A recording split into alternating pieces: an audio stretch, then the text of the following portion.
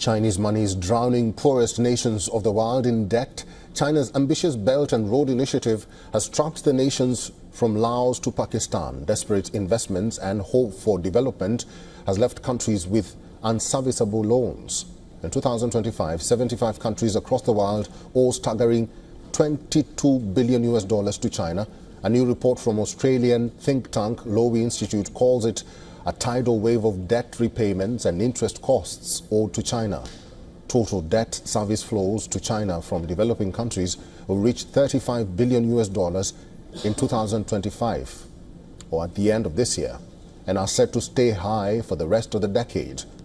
It means that for the foreseeable future, China will be more debt collector will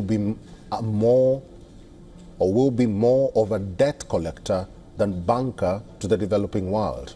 The Belt and Road Initiative, or BRI, is China's flagship infrastructural program launched in 2013 by President Xi Jinping and promised to build roads, ports, railways, schools and hospitals in developing countries.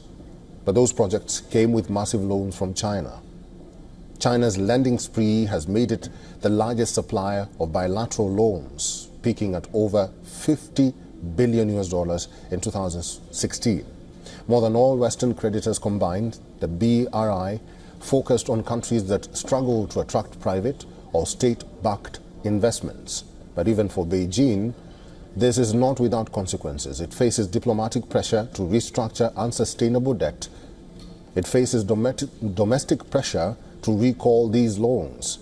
It's because China is struggling with its own economic downturn. And while China releases little public data on BRI, the Lowy Institute says it estimates that it will likely understate the true scale of China's lending. In 2021, aid data estimated that China was owed a hidden debt of about $385 billion. For all the latest news, download the WION app and subscribe to our YouTube channel.